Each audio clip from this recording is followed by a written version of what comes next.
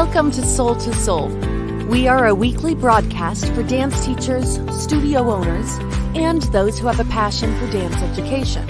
It is about celebrating the dance life, highlighting our common bond, and the chance to share both the triumphs and struggles within the field that we all love so much. Be sure to check out all our broadcasts at regold.com. And now, Soul to Soul with host Ree Gold. Hello, everybody. Welcome to another episode of Soul to Soul. The final one this year. We're getting the opportunity to say goodbye to 2020. How cool is that? This is our fourth broadcast, and I'm excited that we're still standing and dancing after 10 months of the toughest roadblocks we've ever experienced. We have special guests today. I brought in three. This is a special program. Ricky Milan, LaShonda Cheney, and Melissa Hoffman, all going to share we're going to reminisce about the last year, point out some of the positives, and together we'll also try to look for the future positives that will be coming our way. I think we're going to experience a real spring this spring. Beginning in January, we will be moving Soul to Friday nights. So this is our last Monday program, and on January 8th, join us. Friday night, 8 p.m. Eastern Standard Time, Soul to Soul in a new time slot. Hey, we'd love to hear from you. I am seeing some people here from Kansas City. Let us know where you're from, guys. Let us know what you're thinking as we head into the new year. Also, I want to thank our friends at That's Entertainment. They're sponsoring this week's broadcast. Your support is appreciated, and we'll learn more about That's Entertainment in a bit. So, I have something on my mind that I want to share with you. As this year has gone on, I've seen so many people overcome fears. I mean, in reality, if we think about it, wouldn't our biggest fear have been that we would have to close our doors for a period of time? Or that the following season we'd have to open with half the enrollment we had the season before? If you think about it, we have overcome lots and lots of fears.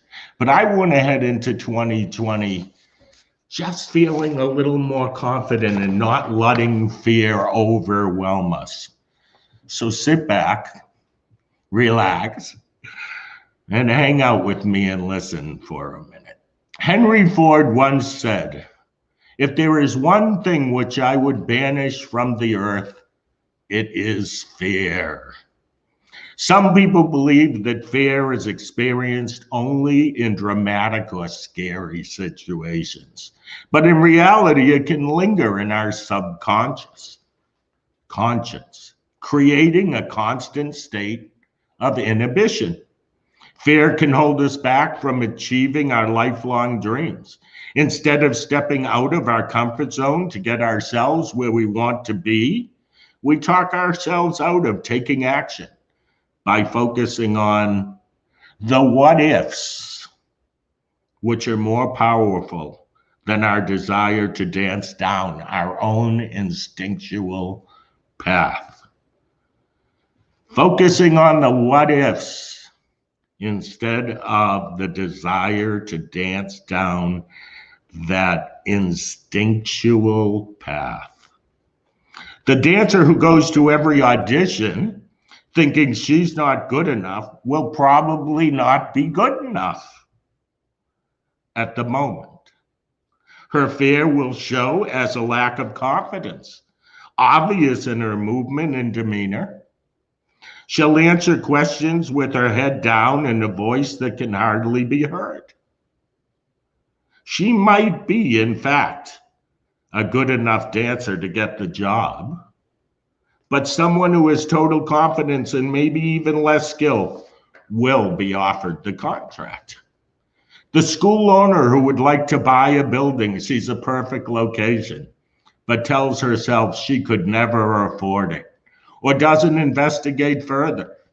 Yet someone else does, and that person finds themselves, I have to grab this from a different place, and that person finds themselves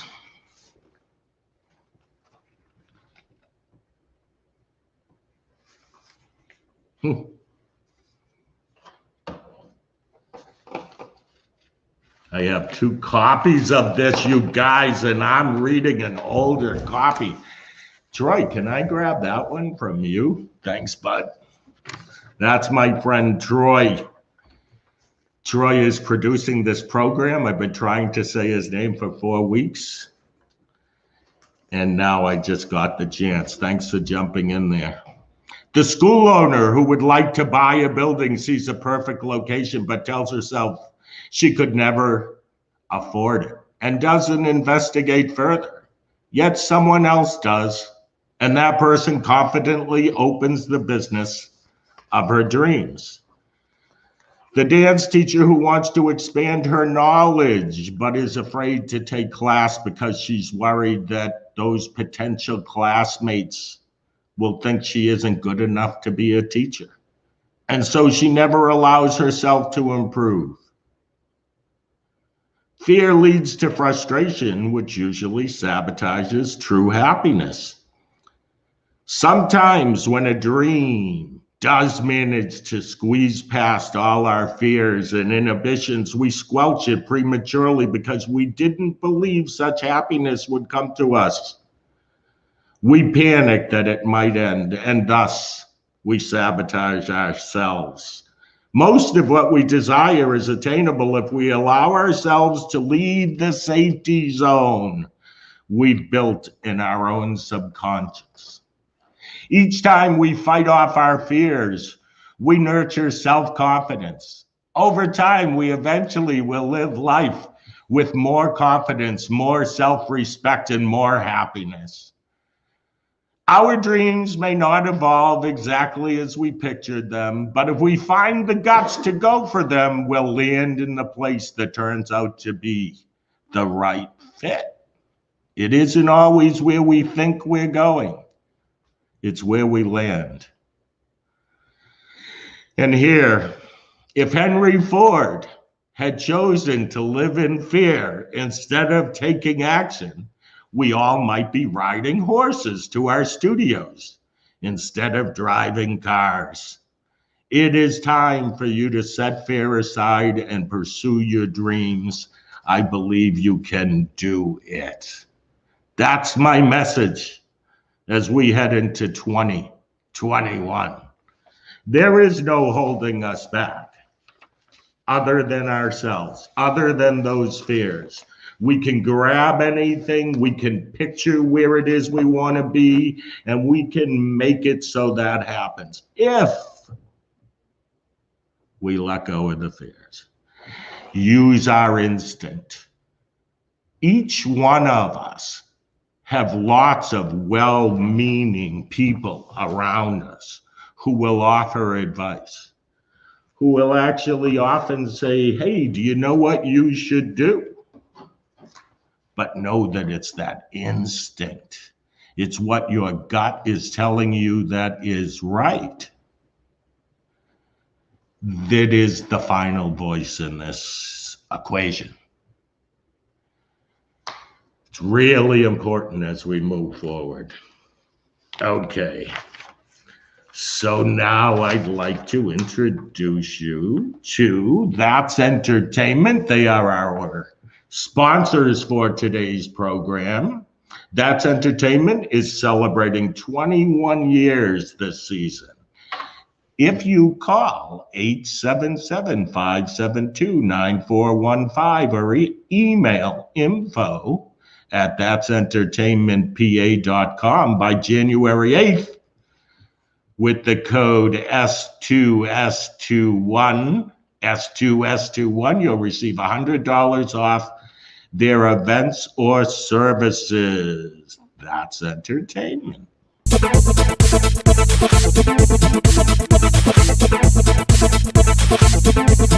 dance. Come on now, dance. Come on now,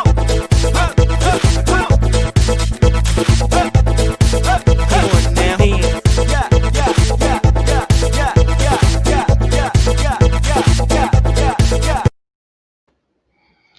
Thank you. That's entertainment. We appreciate your sponsorship of Soul to Soul and wish you all the best in 2021. So now I'd like to bring on some special guests.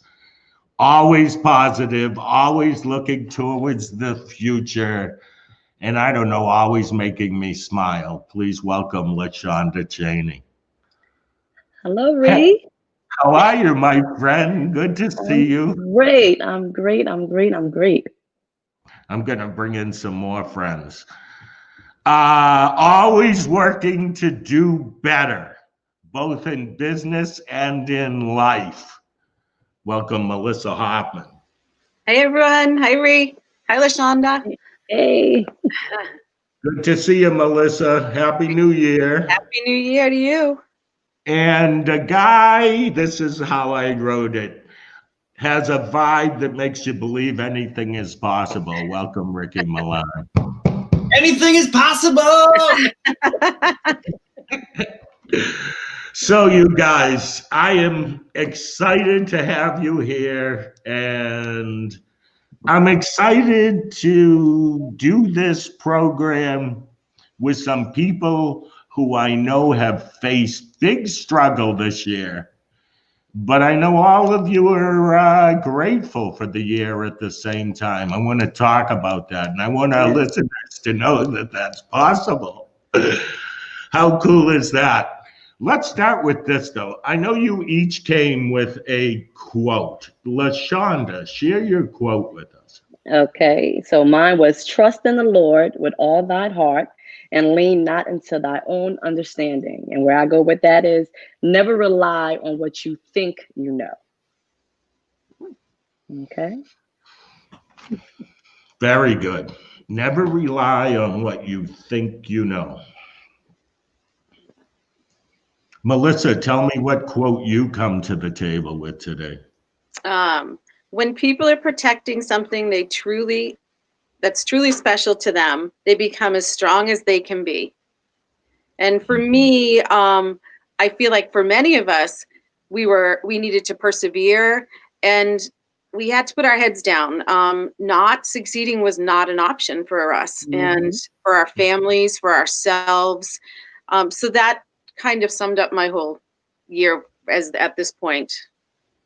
No option. No option. Right. We're going to talk more about that. I kind of feel the same way. Ricky Milan, a quote, or maybe I know you might have some rap something. I liked both those quotes, and I thank you for sharing. I got one that just came to my mind when you were speaking earlier, Reed. Is fear is like a broken leg, and it's hard to dance with a broken leg. My other one is let your light shine bright despite the shadows it casts. Let your light shine bright despite the shadows it casts. Talk to me about the second one. What does that mean to you? I think so often we get a little bit concerned about when we're shining our light, when we find something that we believe in, when we're just moving forward with something and we're inspired by something and we got that vibe, that energy, that juice. And then we start to worry about the people on the sidelines talking about why it won't work, or with, and all of that sort of negative energy immediately becomes part of the functionality of the idea that's inspired you. And you got to get back to the conception of that idea. What is it about this idea that inspires you? Why did you follow this light? And once you start shining, it will illuminate for a lot of other people. But some people will be frustrated because it will be creating a shadow, because light creates shadows. But in essence, we are all moving always.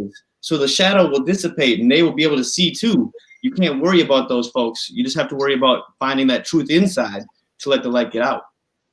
Okay, that deserves an amen. Giving you an amen to that, my friend.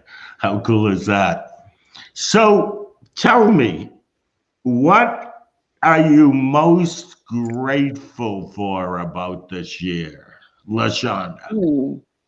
Well, I'm grateful for family. I'm grateful for the friends and people that I've met this year. Grateful that we have been able to persevere, and we're still standing. No matter what we went through, no matter what the days ahead of us look like, we were able to find that light, like Ricky said, find that light to keep shining forward, to accomplish everything that we needed to accomplish. So, you know, some people may have looked at things like, oh, they can't wait till 2020 is over. But for me, I'm going to embrace that. In 2020, my eyes were opened. I saw so much. I've learned so much. 2020 really did something special in me, with my business, with my family. So I don't want to discount 2020, because if 2020 didn't happen, there would be a lot of us that would have lost a lot of what we've learned just in this year. So I've learned a lot this year through thinking that there was some type of darkness, but being able to follow that light and follow that path to keep us on the right track at all times. Yes, so following the light instead of all the dark stuff that was That's happening right. and being There said. you go. That's right.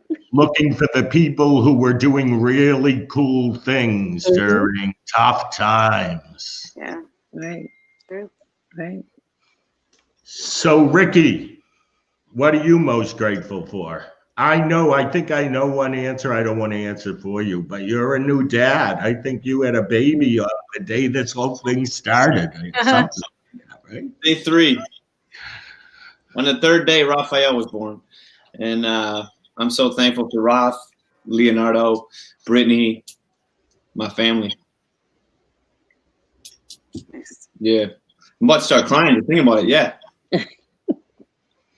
And so, what did this year bring to you that it wouldn't have brought as it relates to the family?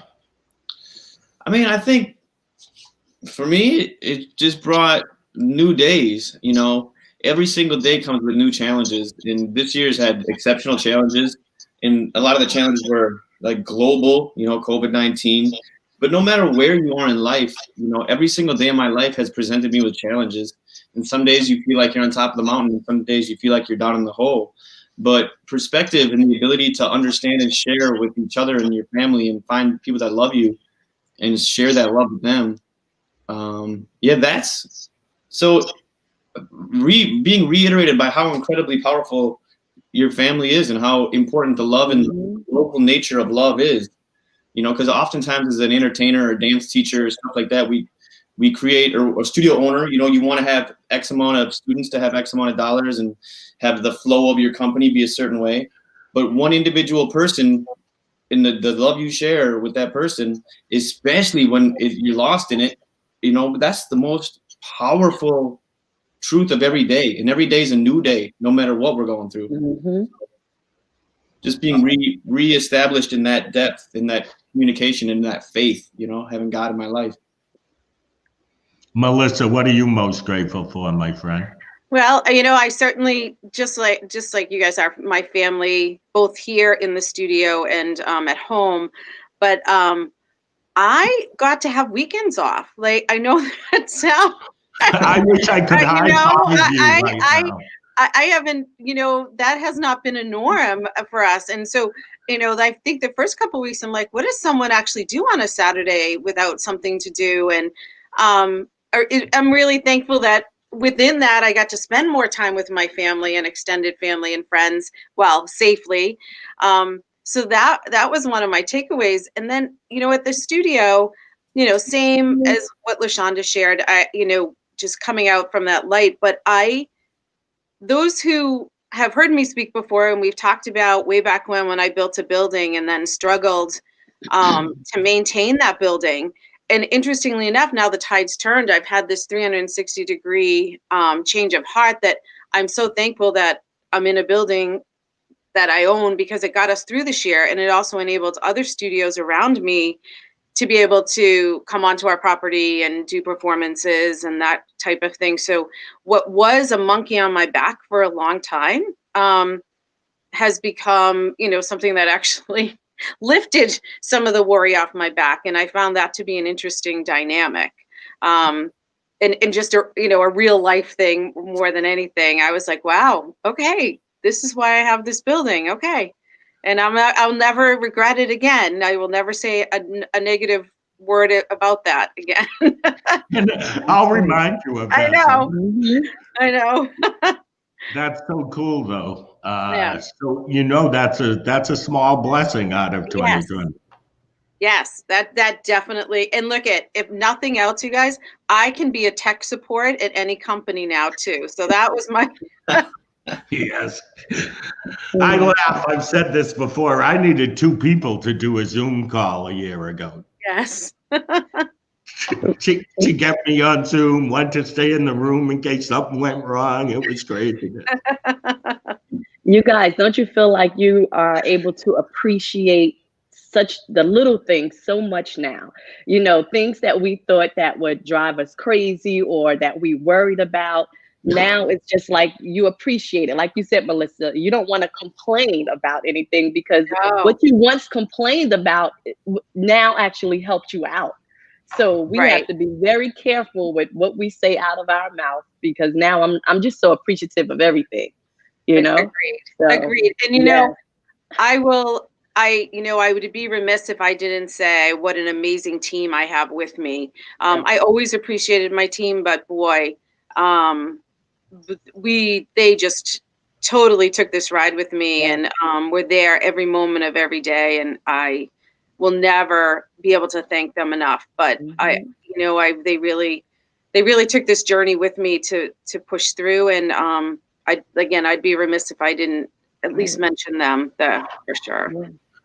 But it takes a good leader to keep that team going. So I'm patting you on the back as this year ends, because I happen to know some people on your team, and I think you and your leadership is a big part of why that works so well for you. It's compliment Melissa time. Thank you. I was like, don't make me cry on a live stream here. Thank you.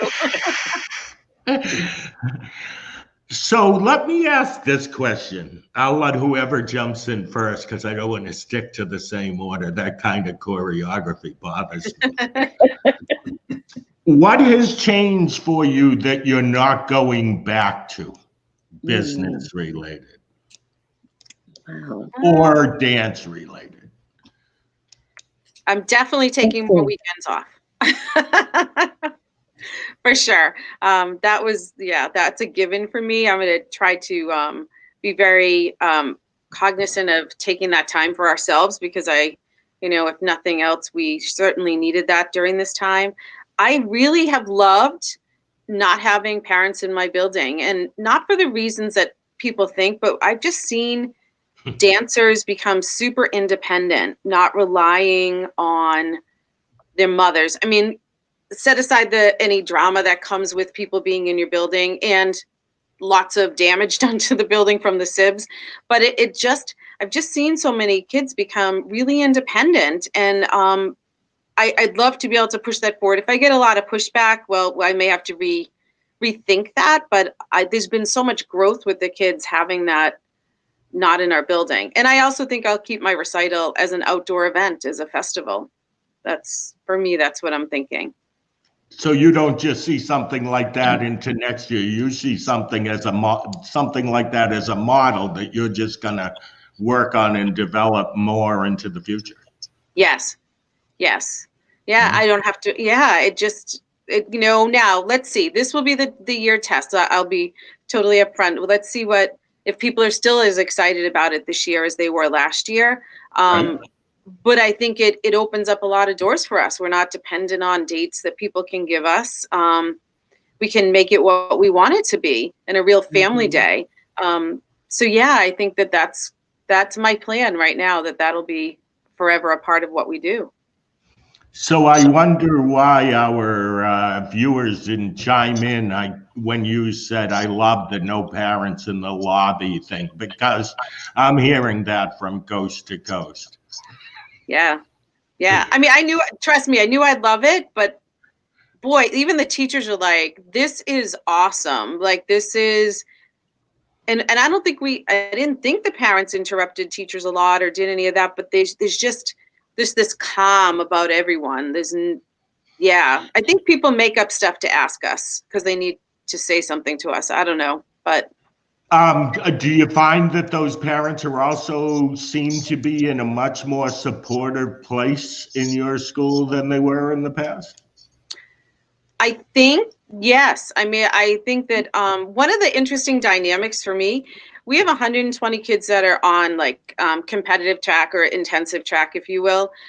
And, I was a huge, spokesperson about make sure that they're not taking up more than, X amount of space in your studio, because financially and business wise, those kids that lived here, those people have been nothing but supportive. Not one intensive dancer is not here. Everyone returned. And every week I'll come into the parking lot and someone will have left some sort of gift for the staff and I, or, singing our praises whenever they can, that kind of support. And not just the intensive kids. I just happen to notice that the most because they're the ones that sometimes give me the biggest pain in my neck, which, I'm sure most of us feel, but they have just been amazing. And then, some of our kids that just come once a week, those parents, even when they were picking up gear this week, were like, this is the only normalcy we have. We can't thank you enough. I think that people are so appreciative that we stayed on track. And I say we, I mean all of us collectively as a dance community. That we've kept these kids doing what they love. And people are really appreciative of that. We proved our value, our importance. This year proved a lot about our dance field to a lot of parents and people in our community. And I'll say this, I feel like there's a lot of young people and families who admire the studio that hung on, that kept going no matter what, because they saw other people in their community or other activities that closed down, and now they're watching the dance teacher. She's still got her tap shoes on. She's coming from the living room. There's a dog running through the class. She is running her class. True. That's who we are. So, Ricky, what's a change that happened this year to you that you're not going to go back to? I'll have another son. I think, I don't know. For me, I feel like dance has always been the thing I run to when I get lost in the world. And that's the message I was speaking ever since this happened. And I kind of always call it the river, because it's always there when you get there, but it's always new water. So it's always going to make you feel brand new again. And every single time I've had a challenging time in my life, I've run to that river. And it's always changed, but it's always been the same. And so I really just want to continue to practice my relationship with the river and continue to train kids with the vocabulary I'm constantly always trying to learn anyway. So honestly, from a dance standpoint, from a teacher standpoint, I don't think I want to change much. I'm just going to continue to enrich myself with the relationship with the river and try to inspire others to find that in their life, to use them to be empowered. You should be a poet. That's That's your next career, a tap dancing poet. Okay. Yeah. LaShonda, what's something that happened this year that changed that you say, hey, I'm not going back to the way it was? Yeah, I think for myself is that I'm just ready to jump into something new and not giving myself an excuse why to hold back. You know how you write something down and say, oh, we're going to do this, we're going to do that. Because of this year, everything that I've written down, I had to go ahead and take that jump and leap into that next goal. If I said I wanted to do this, I had to do it, because now we know that time is not on our side, and we can keep procrastinating, which is not the right thing to do. So for me, it's not procrastinating on anything, just getting everything in order so that way we can move forward, and not look back. So right now, I'm not looking back on what didn't work or what happened in the past. I'm looking at and moving forward to what I know that God has planned for me. So I want to go there with that. And just to piggyback on Melissa, I know you said you love the part about not having the parents in the buildings. I know a lot of studio owners are like, yes, we love that part. For me, it's fun not to have them there, but I really do miss it also, because my studio is really built on family, and not just the family of the students, but the parents.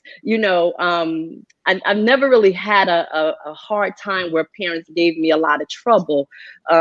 So I won't say that that's why I don't want them there, but them just being there also helped bring life into the building as well. And since we have a lot of little babies and little kids, I do miss them to help us get them ready to leave. And especially since it's starting to get cold or snow outside, it's like we have to stop to dress every kid, memorize whose coat is whose. And it's become more work, but the parents really appreciate it. And I'm so thankful and grateful that we've been able to keep our doors open and do things that allow us to be safe. I do miss all the parents coming in, and now I feel like we're doing transactions at the window, at the door outside. So that's the part that I do miss. I do enjoy the part where we're doing our shows virtual, or being able to.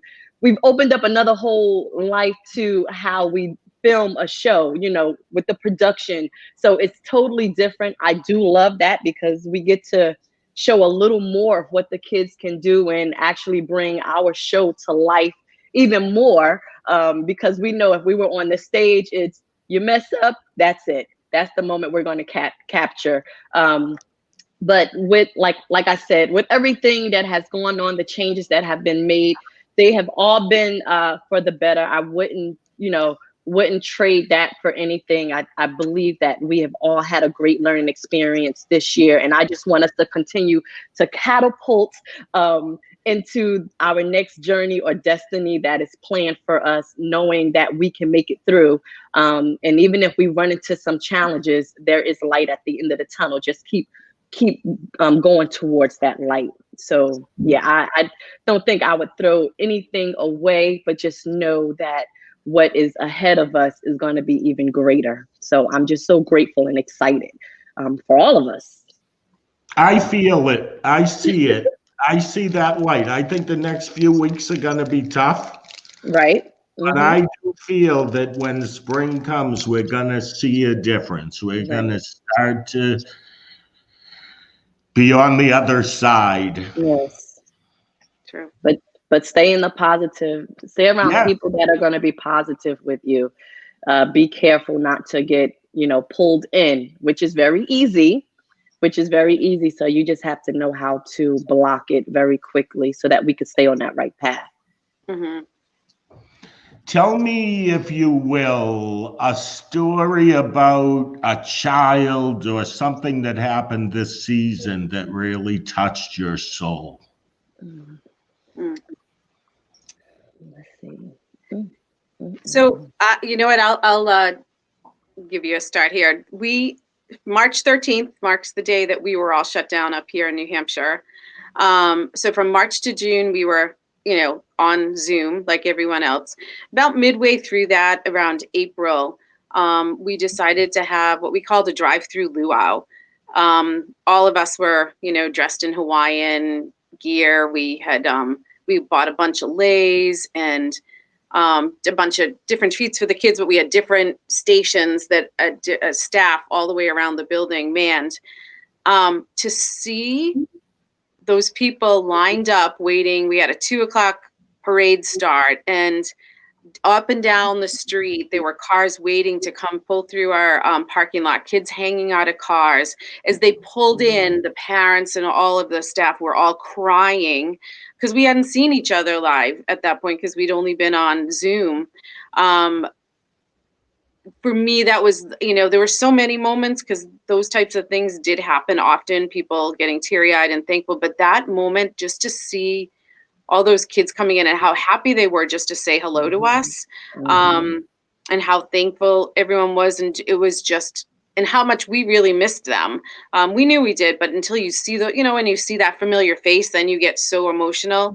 That was definitely a moment for me. And gave me that feeling of, okay, we're going to be okay. Look at how many people are here today to do a drive-through. For goodness sakes, they're gonna support us along the way, and we're gonna fight for them because that moment was so important to them as well. What your story or thought proves is, yes, we have to be good teachers. We have to teach them how to dance, bring them to their fullest potential. But the bottom line is we're a community that they need to feel like they belong to and that they trust, and that, I don't know, sometimes I think that's the light that has been shined this year, is we don't have to struggle to be bigger or better than someone else. What we really got to do is be ourselves and build a community of love around the art of dance. And if everybody just did that in their own special way, because each one of us is like a fingerprint, and stop worrying about everyone else, we might have this dance community that runs up and just hugs each other all the time. Right. But that's another thing about this time, I believe, is that I've been around a long time and I've been advocating for teachers to come together, studio owners. I've seen it come together this year like I have never seen before. Yeah. It's interesting because on my numerous phone calls with our Department of Health in my state, he said, boy, you dance teachers have your stuff together, because when, we'd get a call and he'd say, okay, what's your protocol when you come in the building? And, have you done your contact tracing? I'm like, yeah, I sent my Excel over today. And he's like, what's with all the dance schools? No other business is really as organized as you. And I said, well, we were all here to support each other and give guidance on how to maneuver through that piece of it, the public health piece of it.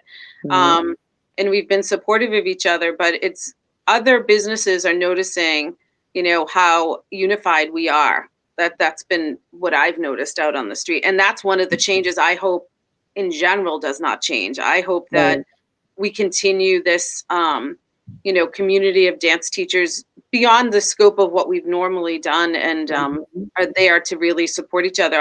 All the petitions that are being signed around the country for those states that are unable to operate at this point in person, and just the support has been really an awesome thing to witness. Yeah, I'm with you 100%. I think it will last. I do too. I feel it's a vibe, because if someone was too shy before, they now realize they need that person. Right. You're not going forward without someone else giving you some information and patting you on the back and telling you you can do this. Right. And we're learning that it's better to work together than apart. Right. So we get more accomplished. I believe even in the dance industry, a lot of studio owners are learning now that it's not about the competition, with the school. As we always say, there's enough kids out here for everyone. But we always know that there may be some studios who don't believe that.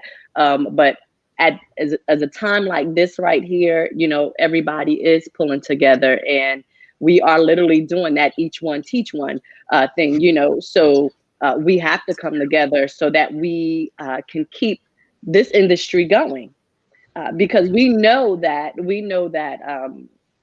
dance school or the arts, if people are losing jobs, the first thing that they take away from the kids is, oh, this is just the extracurricular activity. And we know that we are more than just the extracurricular activity. And a lot of parents are even, thanking us and saying thank you for, giving my child this outlet, giving my child this ability to be able to come in and to be social with other children, to give them some type of sense of normalcy. So we have to see that, we are important. Our industry is very important. And now is not the time for us to try to come against each other. Now is the time for us to really work together, and not try to monopolize off of each other, but come together and know that, it's not about us. It's not about our school. It's not about the studio owner. It's about bringing these children together, giving the children some type of normalcy, giving them some type of socialization. We play a really big role in this right now, and we all have to step up to the plate and do what we were called here to do. That gets an amen. We've had a couple good amens today. A hallelujah too. Ricky, tell me a story that touched your soul from this season, my friend. The one that comes to mind first is, so first week of May, I'm a kind of antsy, hyper dude, and I couldn't not see like students and loved ones, and like just sitting at home was really weighing on me quickly and heavily, because I had never not been on stage. I'm an attention person. So, I needed attention, to be 100% honest with you. And I love that. I think I hope everybody listening probably can relate to that. Why we stand in this field? We need attention. Yeah. Well, it's a huge part of it. We like to conduct attention, and then we have sadness in our attention, and then we conduct sadness to a room of people, and then they all understand how to deal with sadness, and they get attention by sharing their sadness. And we do it without words. We do it in the profound action of dance. And then we go to the next class, and then we do a happy dance, and we understand happiness. And it all is conducted through our attention or our intention, and I was lost in my attention and my lack of. And it starts with something small when you're a little kid and you dance and people go, yay. And then you find out as you become more of an adult that attention is a huge medium for how we interact. And I was low on attention. And so I didn't know how to do, because attention is what helped me grow. Because I have this saying, when life gives you the spotlight, be the disco ball and share it with all the corners of your world. And without that light, I felt like I had nothing to reflect. And I felt myself, I've been using this term, stay lit. I felt myself sort of getting negative and getting sad and getting lost and all these different feelings. And I said, well, what's always been there for me to pull me out of this? The river. So I started dancing in people's driveways. And as soon as I started dancing in people's driveways, they would send me a song that they loved, and I would tap dance in their driveway, and I would put on a suit and tap dance for them and preach. And it was the third day where people started the idea of, I have this friend who's terminally ill, and would you go tap dance for them? And so it was so sad but it was so beautiful, but it was so hard for me because I didn't know who I was dancing for. And I very slimly through Facebook knew who asked me to go dance for them. But I was the last transmission of communication between these two people, me dancing in this driveway. And that messed my head up a little bit in a powerful way, in a beautiful way, to say, this life is you can be a transmitter of relationships. You can be a transmitter of love.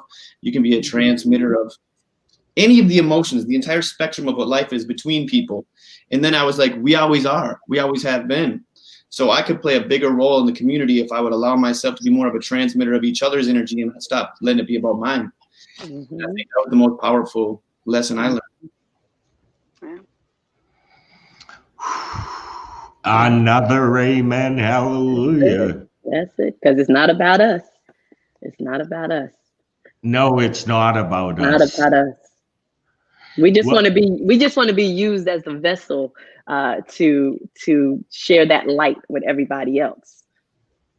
So just when you tap danced in that driveway, at that point, no, it was not about you. It was how you were making that other individual feel. So you were bringing light to that individual. So that's how we want to be used. We want to be used as a positive vessel in everybody's lives. And no, it's not about us. It's not about us. When we start thinking it's about us, that's when we're going to actually hold ourselves back. Yeah. Okay. It's when you said something earlier that made me think about this. So I'll mention it fast because I don't want to go into a negative place. But it's ego Mm-hmm. that makes people want to be bigger or better or win or whatever. If we let go of the ego and handle it like you just said, baby, That's it's it. forget the ego. Yeah. Let it go. What your ego is getting fed by the love and the joy of the people who are experiencing what it is you're giving to them. That's the ego.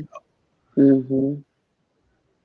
I will say this though, on behalf of the ego and on behalf of the sport culture of dance, I love it. Okay, let's hear it for the egos. I have battled with this my whole life because I came from a competitive school. And I will say this, there are great lessons we teach in dance studios, important lessons we teach through the sport culture. I call it sport culture of the dance studio, where we compete and we have to achieve common goals as a team. And we have to sacrifice to do that. We have to discipline ourselves to do that. And there's great lessons that we learn from being a part of that sport culture and having that drive and pushing through challenges and having the courage to push through. And simultaneously at a dance studio, we are a business. And in business, we simultaneously have to be hard and soft. And right there at the center of it, at the seedling of it, is art. And art innately is trying to express the things that are heavy on us that we can't get out through words, right? So in the dance studio, we simultaneously are a business, an industry. We celebrate and embrace sport culture, and we celebrate and champion art culture. And we do that all in these little walls, these little neighborhoods. While the rest of the world and the rest of the community around us runs around fighting over these things, we're constantly forcing ourselves to balance these ideas. So it's not for me, it's not complete elimination of ego. It's balance of ego, understanding of team, understanding of self. And dance studios teach us all of that stuff every single day. So if we can be cognizant and aware of all of the lessons we're learning through the dance and through the dance season and the celebration of growing, watching these kids grow up, we can learn so much every single day about all of this stuff that life is. It's a treat. And sometimes you go to this branch and you think the world looks like this, and then you go to the other branch of the dance tree and you're like, no, the world's like this. But dance will show us the whole world if we allow ourselves to see. Yes, and so, as we grow in that tree and we'll allow ourselves to see and competitive and everything, we just want to make sure that we remain humble in everything that we do. And when we remain humble in everything that we do, that light will still shine and you still win, right? You gotta start the ecosystem. If it's all about you ain't gonna live. You need rain, you need sun, you need the power from you. Okay. This was the most soulful soul to soul yet. And Melissa, I know when Hetty said this to me the last week or the week before, said, I'm not really that soulful, I said that I did. You are soulful. And you have, the three of you have each brought a personality and a perspective that I love. You're awesome. And I have no doubt that 2021 is going to work out for all of you. Amen. Because it's you're smiling, you're happy, you're looking forward. You're not thinking, how am I going to do this? All we need is what's next, and I'll figure it out. Give me an idea where we're going, and I'll go with that idea, and I'll make it work, and we'll keep dancing no matter what. Right. Okay, so I'm about to wind down this show. Will you guys stay with me for a second? Yes. All right, I'll come back and. So again, I want to say thank you to our friends at That's Entertainment for sponsoring today's broadcast. And also, beginning in January, we're moving to Friday nights. First show, January 8th, 8 p.m. If you're looking for past episodes or podcasts, you can see those at regal.com. And this isn't on my list, but I'm going to say it. We are open for registration for the Dance Life Teacher Conference, and I'm feeling a vibe like it's really gonna happen. Yes. I know we may be in mass, we may be spread apart, but I don't know. I believe it's gonna happen. Mm-hmm. So check it out at dancelifeconference.com and be as positive about it as we are. I'm looking forward to the end of next summer being, I don't know, so back to normal. So guys, I'm going to read this and then we'll close this out. Just maybe we can sweep the dance world with a wave of positiveness that takes us all to a place where teachers, dancers, their parents, and the general public realize that the dance experience is really about an awesome journey of learning and sharing. It makes the next generation more confident and appreciative of discipline, hard work, dedication, and so many other positive life skills. Let's also make it so the kids don't have to worry about pleasing the adults in their lives by having to be the best. Let's simply allow them to experience the joy that dance is. That's my message as we head into 2021. Final words, Ricky. Hop in that river and let it guide you. Awesome. Melissa. Well, we've got this, you guys. We now know what we're capable of. I feel like it's only going to get better from here. And we've all got this, and we're going to have a great 2021. I feel it. Miss And LaShonda. I'm going to say, continue to let your light shine and lead you in the right direction. Peace. Thanks, everybody. We'll see you on January 8th, Friday night. You can bring a beverage to that show. If you We're moving to Friday for a reason. Signing off. Have a great day. Awesome. Can you bring them back up?